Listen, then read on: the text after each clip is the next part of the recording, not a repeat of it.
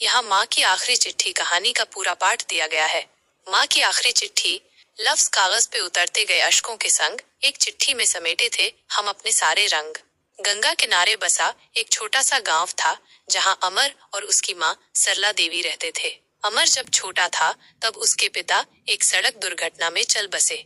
माँ ने खेतों में मजदूरी कर और दूसरों के घरों में खाना बनाकर उसे पाल पोस कर बड़ा किया।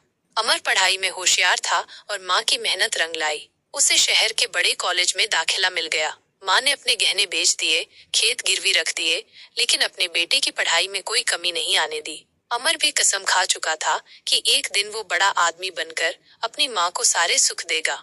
जिसने कांधे पे बिठाकर दुनिया दिखाई थी मुझे, आज उसी कांधे को सहारे की जरूरत पड़ गई। समय बीतता गया, अमर की नौकरी लग गई। अब वो शहर में एक बड़ी कंपनी में काम करता था। धीरे धीरे माँ से बातचीत कम होने लगी। पहले रोज फोन करता था, फिर हफ्ते में एक बार और फिर महीनों बीत जाते, लेकिन फोन नहीं आता।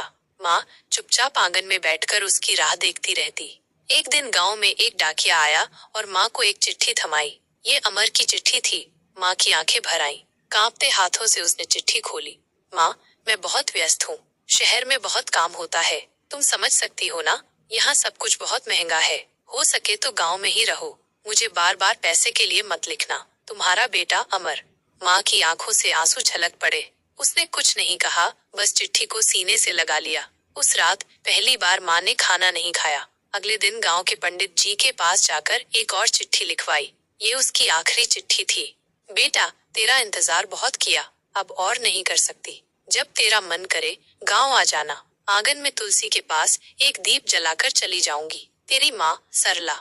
जिस ममता को तूने भुला दिया अमर, वो आज भी तेरी राह तकती होगी। कुछ दिन बाद जब अमर को ये चिट्ठी मिली तो वो हड़बड़ाकर गांव पहुंचा, लेकिन वहां सिर्फ सूना आंगन और तुलसी के पास बुझ चुका दिया मिला। माँ हमेशा के लिए सो चुकी थी। अमर जमीन पर गिर पड़ा और फूट फूट कर रोने लगा, लेकिन अब कोई सुनने वाला नहीं था। अब पछताने से क्या फायदा अमर, जब माँ की बाहें ही न रही गले लगाने